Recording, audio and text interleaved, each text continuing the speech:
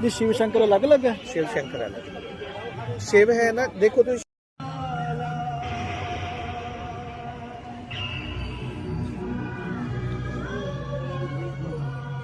यही तो बात है, तभी आग लग गई थी, काली हो गई, इसको साफ किया तो बहुत काली हो गई। इसकी बातें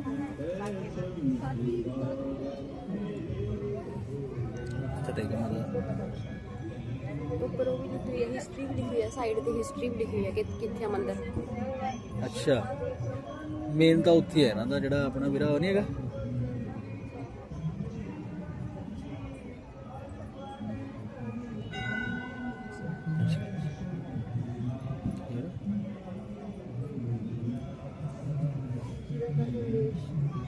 ओंकेश्वर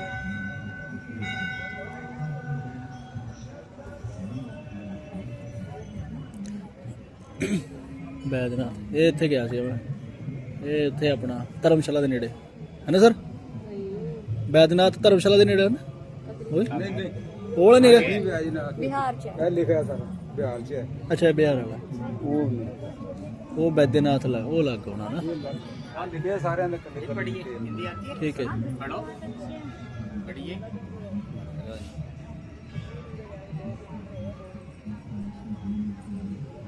भीम शंकर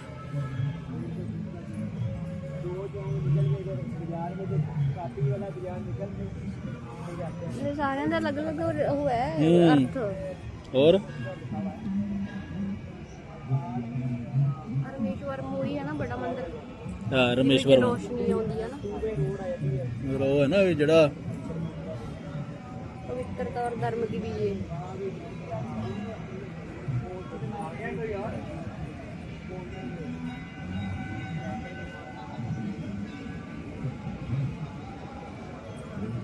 नागेश्वर गुजरात ਚ।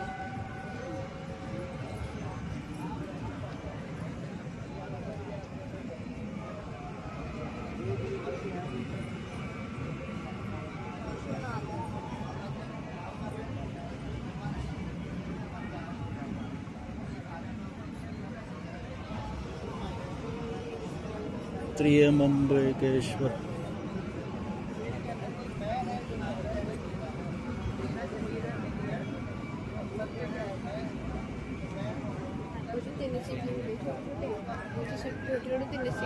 वो मतलब ये ना तीन नेत्र में।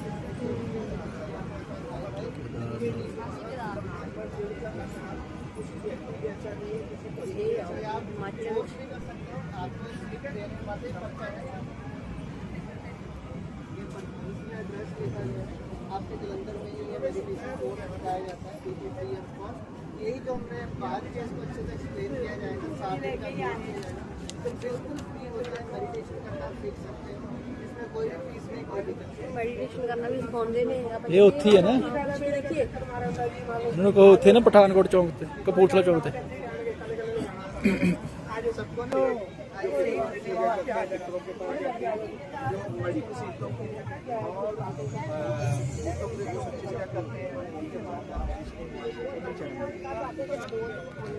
हम भगवान से मांगने लगे, भगवान हमें सुख दो, शांति दो। हम आपका खुद ही शांत स्वरूप है, हमारे में ये सारे गुण थे, सुख, शांति, आनंद, प्रेम, पवित्रता सब थी हमारे अंदर, लेकिन बर्थ लेते लेते नीचे आते थे वो खत्म होती गई, भूल गया हम इन चीज़ों को।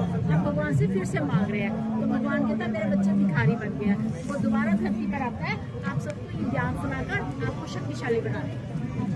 आपको फिर से सतयुग में प्रवेश करेगा। अब ये संगम युग चल रहा है, कलयुग जाने वाला है, सतयुग आने वाला है।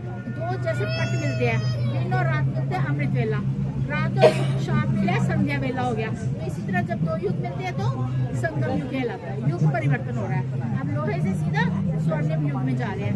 इसलिए भगवान कहता है मेरी शिक्षाओं को धारण करो, जो मैंने वो बोला है वो करो। क्या कहता है भगवान? सबसे प्रेम से रहो, किसी से ईर्ष्या जलन ना करो, सबको सुख दो, सुख लो, दुआएं दो, दुआएं लो, जो देंगे वो ही लेंगे हम। अगर हम किसी को गुस्सा देंगे तो गुस्सा ही आएगा हमारे पास भी, अगर हम किसी को प्यार देंगे तो वो भी हमें प्रेम ही देगा। ऐसा नहीं होगा कि वो गुस्सा देगा, ऐसा हो ही नहीं सकता, क्योंकि हमारा कर्म चलकर वापस हमारे पास आता ही आता है। अगर मेरी सोच अभी किसी के लिए बुरी चलेगी ना यहाँ पे, वो सोच दोबारा मेरे पास आएगी, वो वो मेरे को पूरा करके ही जाएगी। मैंने तो सिर्फ सोचा, लेकिन वो कर्म बन के मेरे पास आ गई। तो इसलिए बाबा की तब पूरा ना सोचो, भगवान शिक्षाएं देते हैं, उन शिक्षाओं पे हमें चलना है। भगवान को जान लिया, आपने देखा ज्योतिर्लिंग स्वरूप है, मान भी लिया, उसकी बातें मान ली, लेकिन अब उसको टाइम है अपने अंदर धारण करने का। हमें वैसा परमात्मा जैसा बनना है। खुद बदलेंगे तो दुनिया बदलेगी, दुनिया बदलेगी, सारा विश्व सभी आत्माएं बदलेगी। एक से एक बदलता है देख के। हम ऐसे बने कि हमें देखकर दूसरे बदलेंगे, ये शिक्षा दे रहा भगवान। इसलिए हमारा आश्रम में ब्रह्मकुमारी, वहाँ पे 7 डेज का कोर्स है। ये बहुत शॉर्ट में आपको मिला ज्ञान, विस्तार में जानना है, परमात्मा की और नजदीक जाना है, परमात्मा को और पाना है। जब भी शिवलिंग मिले तो अंदर से आवाज आनी चाहिए, मैं आत्मा निराकार, मेरा पिता निराकार, ये जो निशानी है मुझे मेरे पिता की। भगवान क्यों नहीं मिलता वो बताने लगा। आप ध्यान में खड़े हो ना, तो मम्मी को याद कीजिए, आगे सामने पापा को याद कीजिए, आगे सामने भगवान को याद कीजिए, नहीं आएंगे। कारण क्योंकि हमने उसके साथ रिश्ता ही कोई नहीं जोड़ा हुआ। केवल तुम ही माता पिता, तुम ही बंधु, तुम ही सखा, तुम ही केवल बोल रहे हैं। जब तक उसके साथ रिश्ता नहीं जोड़ोगे वो सामने कैसे आएगा। तो एक बार कह दीजिए, शिव हमारा पिता है, बाप है। जब तक उसको पिता नहीं मानोगे तो जो पिता की प्रॉपर्टी है वो आप हम लोगों को नहीं मिला। आप आ जाओ भाई जी, इधर आ जाओ, आ जाओ, इधर आ जाओ। इधर नहीं ना हुआ भाई जी, मेरा रह गया। आयो आप इधर चल जाओ, आप इधर चले जाइए, और कोई गल नहीं। वो समझ सकते हैं, जिन्हों को नहीं समा उन्होंने तो मजबूरी है ना। वो पहले चित्र च अपने बारे जाने है कैसे कौन है, दूजे चित्र च ये जाना है कि परमात्मा कौन है। दोनों में सिमिलैरिटी की हुई, असी आत्मा ज्योति बिंदु, साडा पारलौकिक पिता भी परमात्मा ज्योति बिंदु, ते सारियां आत्मावां जिहड़ियां एक शरीर च दूसरा रहंदियां, कोई आत्मा कुत्ते बिल्ली विच मरण तो बाद नहीं जाती। ठीक है, इहदे विच दस्सिया है कि परमात्मा शिव कहते ना मैनूं देवता लोग जानते, ना मैनूं ऋषि मुनि जानते। फिर परमात्मा नूं कौन जान सकते हैं? जिन्हां नूं परमात्मा खुद अपना ज्ञान देवे। जिद्दां कोई एक जना अपना नाम दसो, तुहाडा की नाम दे दी? हाँ जी, सपना, सपना दीदी तुसीं एक तो वो ज्ञान होएगा जिहड़ा कोई तुहाडे बारे दूजे पर्सन नूं दਊਗਾ। एक होगा जो जिस तरह दे हो अपना ज्ञान खुद दो कि तुसीं कितना दे। बस यही फर्क है। परमात्मा जो है जिस तरह का वो अपना ज्ञान जब तक खुद ना मानव नूं दवे तब तक उन्होंने ना मानव, ना देवता, ना ऋषि मुनि, ना पीर पैगंबर कोई नहीं उन्होंने जान सकता। तो परमात्मा कहते कि मेरा नाम, मैं ज्योति बिंदु है, नाम शिव है, निराकार है, ना मैनू देवता ते ना मैनू ऋषि मुनि जान सकते। इस गल का रैफरेंस ना गीता में दिता गया है, अध्याय 10 और श्लोक नंबर 2 गीता में लिखा है।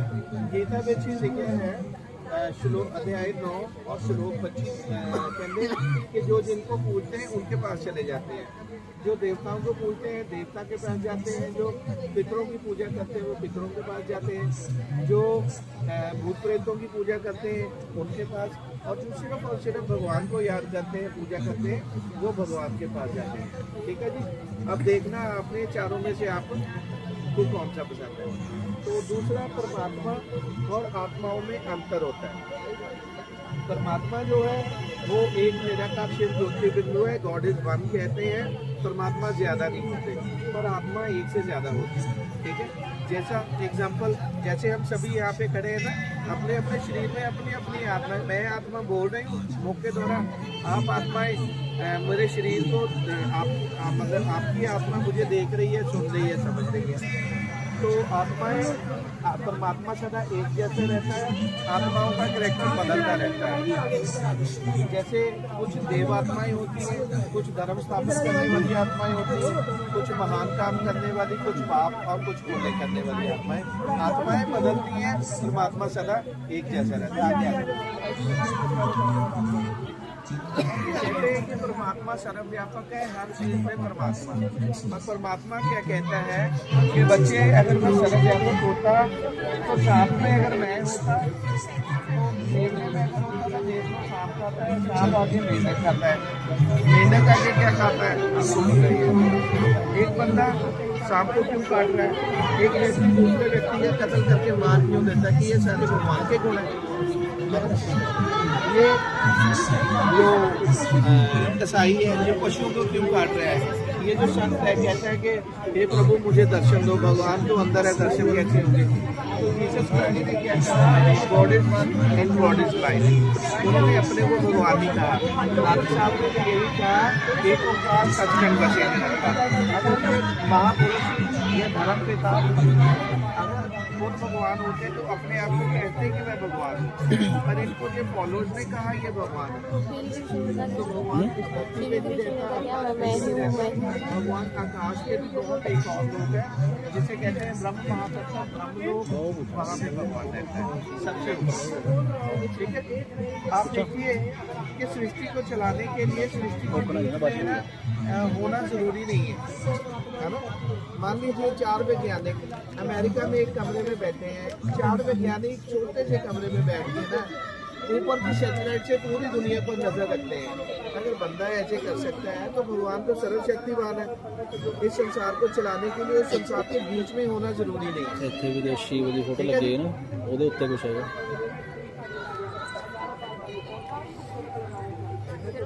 थोड़ी कहते हैं जो नहीं कह रही नहीं कह रही। अच्छा चलो भाजी जो था परमात्मा ਹਾਂ, ਮੈਂ ਪੁੱਛਣਾ ਸਰ, ਮਤਲਬ ਆ ਦੋਵੇਂ ਪਿਕਚਰ ਦੇਖੀ ਜਾਵੇ ਵੀ ਸ਼ਿਵ ਤੋਂ ਵੀ ਉੱਪਰ ਰਿਪਰੈਜ਼ੈਂਟੇਸ਼ਨ शंकर, ब्रह्मा विष्णु शंकर शिव शंकर अलग अलग किता है। एक्चुअली है इस तरह ही है। अच्छा, मतलब शिव अलग, मतलब शिव जो शंकर जो आकारी देवता है, देखो ਇਹਦਾ ਹਿਊਮਨ ਬੀਇੰਗ ਵਰਗੀ ਬॉडी है। जी शिव शंकर अलग अलग है। शिव शंकर अलग शिव है ना, देखो ਤੁਸੀਂ शिवलिंग ਦੇਖਿਆ ਨਾ, हाँ जी हाँ ਉਹਦੇ जी, ਤੇ 3 ਲਾਈਨਸ ਹੁੰਦੀਆਂ, ठीक है जी, ਸੈਂਟਰ ਦੇ ਵਿੱਚ ਗੋਲ ਬਿੰਦੂ ਹੁੰਦਾ। ठीक है जी। ब्रह्मा विष्णु शंकर ਦਾ ਵੀ ਰਚयिता त्रिमूर्ति शिव, देवों के महादेव शिव। परमात्मा जन्म मरण ਵਿੱਚ ਨਹੀਂ ਆਉਂਦਾ, ਦੇਵੀ ਦੇਵਤੇ ਜਨਮ ਮਰਨ ਵਿੱਚ ਆਉਂਦੇ। नहीं ਤੁਸੀਂ ਇਹ ਕਹਿ ਰਹੇ ਹੋ ਵੀ ਸ਼ੰਕਰ ਆਇਡੈਂਟੀਟੀ ਅਲੱਗ ਹੈ, ਸ਼ਿਵ ਅਲੱਗ ਹੈ। बट फिर शंकर दे मत्थे ते तां बने होंदे त्रिपुंड ਬਣਿਆ, ਉਹ ਤੀਸਰਾ ਨੇਤਰ ਹੈ, ਉਹਨੂੰ ਸ਼ੰਕਰ ਮਹਾਕਾਲ ਮਹਾਸ਼ਿਵ ਦੇਵਤਾ ਕਿਹਾ ਜਾਂਦਾ ਹੈ। ਮਹਾਕਾਲ ਮਹਾਸ਼ਿਵ ਅਲੱਗ ਅਲੱਗ। ਪਰਮਾਤਮਾ ਹੈ ਨਾ, ਖੁਦ ਤਾਂ ਜਨਮ ਮਰਨ ਵਿੱਚ ਨਹੀਂ ਆਉਂਦਾ। ਜਿਸ ਤਰ੍ਹਾਂ ਨਰਿੰਦਰ ਮੋਦੀ ਦਾ ਮਤਲਬ ਉੱਥੇ ਬੈਠਾ ਹੈ, ਉਹ ਤਾਂ ਡਾਇਰੈਕਸ਼ਨ ਦੇ ਕੇ ਚਲਾ ਹੀ ਰਿਹਾ ਹੈ ਨਾ ਸਾਰਾ ਕੁਝ ਦੇਸ਼ ਨੂੰ। ਰਾਜਾ ਤਾਂ ਇੱਕ ਹੈ ਨਾ, ਜੋ ਪਰਮਾਤਮਾ ਸ਼ਿਵ ਹੈ, ਬ੍ਰਹਮਾ ਵਿਸ਼ਨੂੰ ਸ਼ੰਕਰ ਦਾ ਵੀ ਫਾਦਰ ਹੈ। ਜਿਵੇਂ ਆ ਪਿਕਚਰ ਦੇਖੋ, ਇਹ ਸ਼ੰਕਰ ਨੇ, ਫਿਰ ਇਹ ਸ਼ਿਵ ਨੇ ਉੱਪਰ ਹੈ। शिव ज्योतिष मेरे को ਆਮ ਤੌਰ ਤੇ ਧਾਰਨਾ ਕਿਆ ਵੇ ਹਾਂਜੀ ਕਿ ਮਨੁੱਖ ਆਤਮਾ ਜਿਹੜੀ ਹੈ ਉਹ 84 ਲੱਖ ਜਨਮ ਹੈ। ਠੀਕ ਹੈ ਜੀ। ਪਰਮਾਤਮਾ ਜਦੋਂ ਇਸ ਧਰਤੀ ਤੇ ਆਏ, ਸਭ ਤੋਂ ਪਹਿਲੇ ਉਹਨਾਂ ਨੇ ਸਾਡਾ ਜਿਹੜੀ ਇਹ ਗਲਤ ਫਹਿਮੀ ਸੀ ਉਹਨੂੰ ਦੂਰ ਕੀਤਾ ਕਿ ਮਨੁੱਖ ਆਤਮਾ 84 ਜਨਮ ਹੈ। ਪਹਿਲੀ ਦੂਸਰੀ ਜਿਹੜੀ ਗਲਤ ਫਹਿਮੀ ਸੀ ਕਿ ਆਤਮਾ ਜਿਹੜੀ ਹੈਗੀ ਹੈ ਉਹ ਜੀਵ ਜੰਤੂ ਵੀ ਬਣਦੀ ਹੈ। ਨਹੀਂ ਤੁਸੀਂ ਕਹਿੰਦੇ ਪਰਮਾਤਮਾ ਆਏ, ਪਰਮਾਤਮਾ ਇਸ ਧਰਤੀ ਤੇ ਆ ਚੁੱਕੇ ਨੇ ਔਰ ਉਹਨਾਂ ਦਾ ਹੀ ਗਿਆਨ ਜਿਹੜਾ ਵੇ ਇਹ ਚਿੱਤਰਾਂ ਦੇ ਥਰੂ ਤੁਹਾਨੂੰ ਦੱਸਿਆ ਜਾਂਦਾ। ਮਾਤਾ ਜੀ ਇਹ ਸਾਰੇ ਕਨਸੈਪਟ ਅੱਗੇ ਕਲੀਅਰ ਹੋ ਚੁੱਕੇ, ਇਹਨਾਂ ਨੂੰ ਸੀਡੀ ਸਮਝਾਓ। ਸਿੱਧਾ ਹੀ ਸਮਝਾ, ਬੜਾ ਲਿੰਕ ਹੋ ਸਕਦਾ। ਹਾਂਜੀ ਕੋਈ ਗੱਲ ਨਹੀਂ। ਇਸ ਆਤਮਾ ਦੇ ਅਸੀਂ ਆਤਮਾ ਆਪਣੇ ਕਰਮਾਂ ਦੇ ਅਨੁਸਾਰ ਜਨਮ ਲੈਂਦੇ ਆ। ਸਤਯੁਗ ਦੇ ਵਿੱਚ, ਤ੍ਰੇਤਾ ਕਿਹੜੇ ਕਰਮ ਜਿਹੜੇ ਅਸੀਂ ਇਸ ਟਾਈਮ ਵੇਲੇ ਅਸੀਂ ਕਰ ਰਹੇ ਹਾਂ, ਕਲਯੁਗ ਦੇ ਅੰਤ ਵਿੱਚ ਔਰ ਸ੍ਰਿਸ਼ਟੀ ਦੇ ਸਤਯੁਗੀ ਸ੍ਰਿਸ਼ਟੀ ਦੇ ਆਦਿ ਦੇ ਵਿੱਚ ਜੋ ਕਰਮ ਸੰਗਮ ਯੁਗ ਤੇ ਕਰੇ ਉਸ ਅਨੁਸਾਰ ਅਸੀਂ ਜਨਮ ਲੈ। ਸਤਯੁਗ ਦੇ ਵਿੱਚ ਮਨੁੱਖ ਆਤਮਾ ਜਿਹੜੀ ਹੈਗੀ ਹੈ ਉਸ 8 ਜਨਮ ਲੈਂਦੀ ਹੈ ਔਰ ਉਹਦੀ ਆਯੂ ਜਿਹੜੀ ਹੈਗੀ ਹੈ ਉਹ 125 ਤੋਂ 150 ਵਰਸ਼ ਹੁੰਦੀ ਹੈ। ਅਕਾਲੇ ਮ੍ਰਿਤੂ ਨਹੀਂ ਹੁੰਦੀ। ਅੱਛਾ ਜੀ। ਹਰ ਆਤਮਾ ਆਪਣੀ ਇੱਛਾ ਦੇ ਅਨੁਸਾਰ ਸ਼ਰੀਰ ਛੱਡਦੀ। ਪਹਿਲੀ ਸਤਯੁਗ, ਉਸ ਤੋਂ ਬਾਅਦ ਤ੍ਰੇਤਾ ਯੁਗ।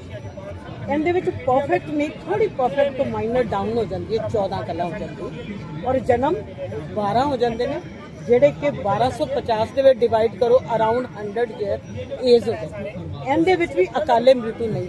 ਆਤਮਾ ਦੀ ਸਥਿਤੀ ਜੋ ਹੈ वो सतयुग तो थोड़ी सी डाउन होती है पर श्रेष्ठ स्थिति है। ये अकाले मतलब भी कोई दुर्घटना अकाले में जैसे अभी अकाले मृत्यु हो रही है, अचानक मर अचानक डेथ हो जानी, लड़ाई च तो मरे नहीं सीगे, एक्सीडेंट्स हो रहे ने, कोई बीमारी हो रही है, ਆਪ ਦੀ ਮਰਜ਼ੀ ਨਾਲ ਨਹੀਂ ਸਰੀਰ ਛੱਡਦੀ ਹੈ ਤੇ ਕਹਿ ਰਹੇ ਨੇ ਮਤਲਬ ਅਕਾਲੇ ਸਤਿਯੁਗ ਮੀਂਹ ਦੇ ਬਿਮਾਰ ਹੋ ਜਾਂਦੀ ਜਾਂਦੀ, ਡੈਥ ਹੋ ਜਾਂਦੀ ਹੈ, ਕੋਈ ਜਵਾਨੀ ਚ ਮਰ ਜਾਂਦਾ, ਕੋਈ ਬੱਚੇ ਯੰਗ ਬੱਚੇ ਦੀ ਡੈਥ ਹੋ ਰਹੀ ਹੈ ਅਕਾਲੇ ਕਹਿੰਦੇ ਅਕਾਲੇ नहीं जिवें सतयुग च ही सी मां पर ਉਹ ਕੋਈ ਜੋ ਆਪਣੀ ਮਰਜ਼ੀ ਨਾਲ ਜਿਵੇਂ ਕਹਿੰਦੇ ਮੇਰਾ ਤਾਂ ਪਾਪ ਹੋ ਗਿਆ ਆਪਣੇ ਆਪ ਸਰੀਰ ਛੱਡ ਦਿੰਦੇ ਸੀ ਜੇ ਉਹਨਾਂ ਦਾ ਕੋਈ ਗਲਤ ਕੰਮ ਹੋ ਇੱਥੇ ਜਾਂਦਾ ਸੀ। अकाले मृत्यु नहीं, 125 ਤੋਂ 150 वर्ष आयु है और इच्छा ਦੇ ਨਾਲ शरीर आत्मा छोड़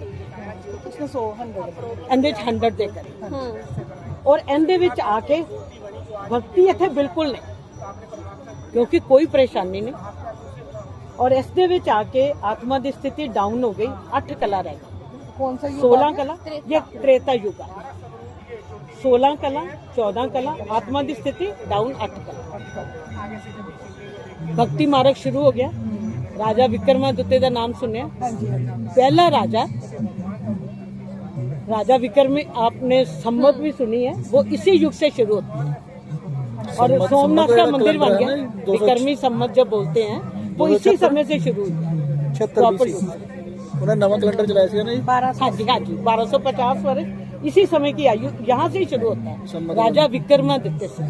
अपने जो 76 साल का कोई फर्क पैंदा है आई थिंक कोई में भी कुछ होए, ठीक है।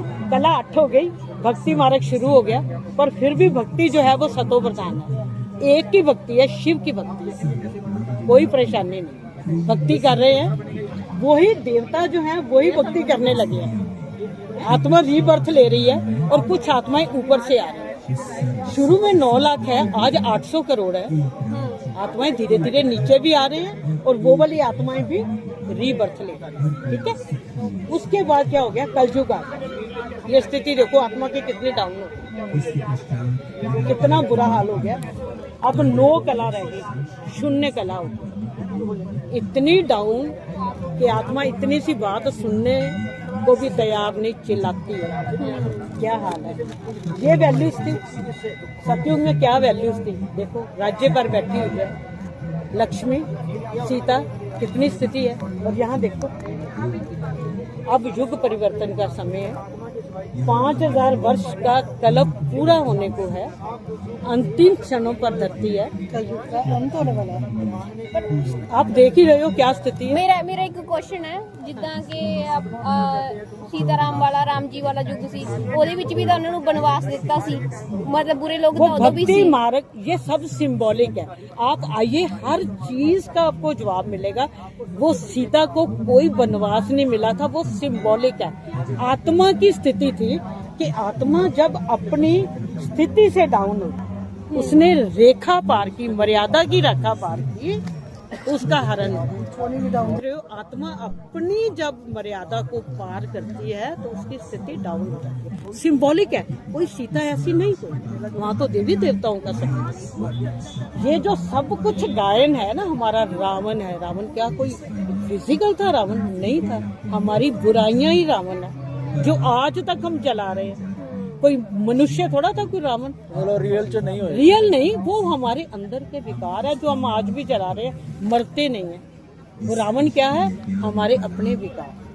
ये हर चीज सिंबॉलिक है। जो भी धर्म में हम मान्यताएं है ना, सीता कौन है, पार्वती कौन है? पार्वतन में रहने वाली है, पार्वती नहीं है। कोई शंकर जो है वो विनाश करने वाला नहीं, आंख खोली तो विनाश हो गया, नहीं। जब आत्मा का तीसरा नेत्र खुलता है तो समाप्ति हो जाती है, उसको सारा ज्ञान हो जाता है। मतलब हर चीज सिंबॉलिक। आप आइए, 1 हफ्ते का कोर्स है, आपको इतना क्लियर कंसेप्ट होगा। जो दुख परेशानियां हैं, हर आदमी को जवाब मिलेगा कि मुझे ऐसी स्थिति में कैसे हैंडल करना। सुख क्यों है? मन को मनाने की बात ही है ना। मन को समझा लो कि ये मेरा, अगर ये समझ आ जाए, भगवान ये बताए कि हमारा किया हुआ ही हमारे पास वापस आ रहा है, तो हम दुखी उतना नहीं होंगे।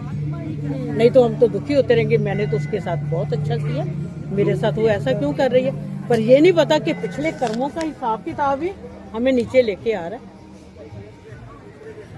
मतलब ये जो समय चल रहा है, ये जैसे हम कर्म करेंगे उसी अनुसार फिर सृष्टि चक्र चलेगा, उसी हिसाब से हम जन्म लेंगे। हम त्रेता में जन्म लेंगे आगे, या कलयुग में जन्म लेंगे, या सतयुग में जन्म लेंगे, इसी समय के कर्मों के आधार पर। आप आइए, बड़ा मजा आएगा आपको वहाँ पर एड्रेस लिखे हुए हैं, ज्ञान सुनिए, कोई आपसे कोई चार्जेस नहीं, सुनिए, मन करता है ठहरिए, नहीं तो घर में बैठकर तो परमात्मा को याद कर सकते हैं। सुबह की टाइमिंग कितनी है? जिस मर्जी आओ, आपकी कन्वीनियंस के हिसाब से क्लास लगा दो। एक एक आत्मा भी आती है, उसको ज्ञान देते हैं, बहुत अच्छा ज्ञान है। हम लोग भी देखो जॉब करते थे, देवी तालाब में हमने ये जो 12 ज्योतिर्लिंगम है ना, अलग अलग जगह से मंगवा करके ना यहाँ पर रखे हैं कि लोग, हर आदमी पहुँच नहीं सकता वहाँ पर, वो तो है नहीं ना पहुँच सकता। तो परमात्मा का तो यही मैसेज है कि हर आत्मा तक मेरा संदेश पहुँचे। परमात्मा कौन है ये तो हमें, देखो हम आज कितनी पूजा कर रहे हैं, हमें फिर भी हम वैसे कहते हैं एक है परमात्मा, माता रानी की भी पूजा कर रहे हैं। ये सब देवी देवता हैं, चैतन्य देवियां हैं, ये जिन्होंने यहाँ पर श्रेष्ठ कर्म किए हैं, वही देवियां हैं जिनकी आज पूजा हो। आप आओगे तो आपको पता चलेगा माता रानी की पूजा क्यों हो रही है। कई देवी देवताओं की कितनी हम पूजा कर रहे हैं, उनके श्रृंगार करने की पूजा, उनके वस्त्र बदलने की पूजा, उनको हर कर्म की पूजा होती है। उन्होंने ऐसे यहाँ पर कर्म किए कि द्वापर युग से उनकी पूजा हो रही है। आज देखो कितनी पूजा है। वो भगवान थोड़ी, हम तो भगवान ही मान के चलते हैं, जबकि भगवान तो एक है।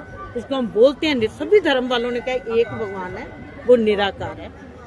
और हम कहाँ पूजा कर रहे हैं निराकार की? हम किसकी पूजा कर रहे हैं? हनुमान की कर रहे हैं। हनुमान कौन है? वो भी श्रेष्ठ मानव है, जिसने यहाँ पर इतने अच्छे कर्म किए कि आज उसकी पूजा हो रही है। जो आज सभी देवी देवताओं की हम पूजा कर रहे हैं, वो क्यों कर रहे हैं? क्योंकि यहाँ पर उन्होंने इतने अच्छे कर्म किए, सुख दिया आत्माओं को, कि आज उनकी कर्मों की महिमा हो। इसमें ये बताया गया कि ठीक है, अंदर की आत्मा तो होगी, अंदर खुशी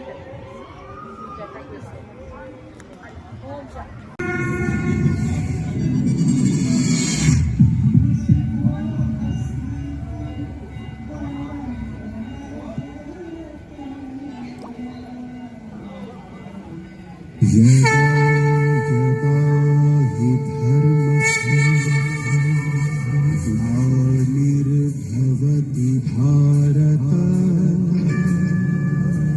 अभ्युत्थानम् अधर्मस्य तदात्मानं सृजाम्यहम्।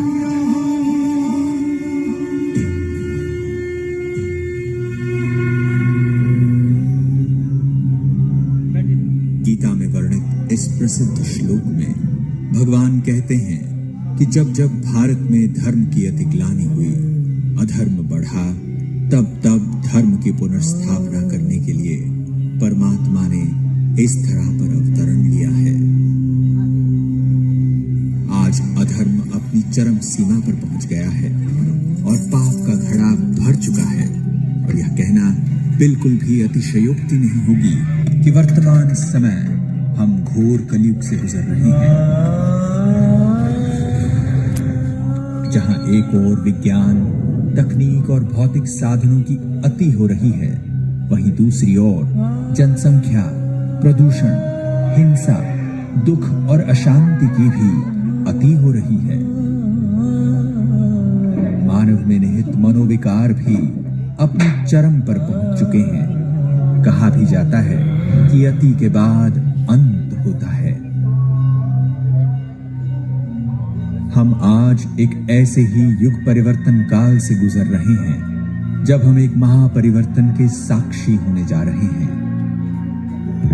और इस महापरिवर्तन की शुरुआत तब हुई जब स्वयं सर्वशक्तिवान परमात्मा परम धाम से इस साकार मनुष्य लोक में अवतरित हुए। हजारों वर्षों से मानव जिस ईश्वर को पुकार रहा था, जिसके एक दर्शन पाने के लिए अनेकों आत्मघाती प्रयास कर रहा था, वह हम सभी आत्माओं के प्यारे परमपिता सिंध के हैदराबाद में दादा लेखराज के तन में सन 1936 में अवतरित हुए। सर्वप्रथम उस त्रिकालदर्शी परमात्मा ने दादा को आने वाले महाविनाश का साक्षात्कार कराया। उन्हें प्रकृति के पांचों तत्वों का विकराल तांडव दिखाया। कहीं भूकंप तो कहीं ज्वालामुखी, कहीं आग तो कहीं पानी का सैलाब गांव के गांव निकल रहा है, कहीं बाढ़ तो कहीं समुद्र की उछालें ऐसी जैसे कि समूल पृथ्वी को ही काल के गर्त में समा दे।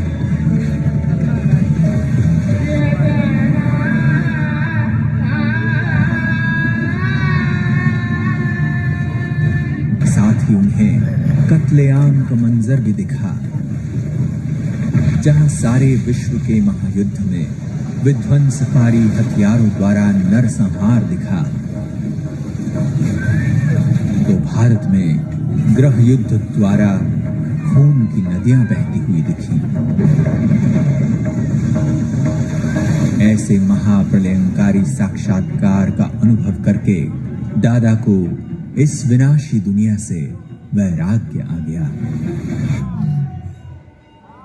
तत्पश्चात परमात्मा ने उन्हें कलयुगी सृष्टि के महाविनाश के बाद आने वाली स्वर्णिम सतयुगी सृष्टि का भी दिव्य साक्षात्कार कराया, जिसमें उन्हें एक अति मनभावन दुनिया का नजारा दिखा। एक ऐसी दुनिया जहां चारों ओर सुख, शांति और पवित्रता थी।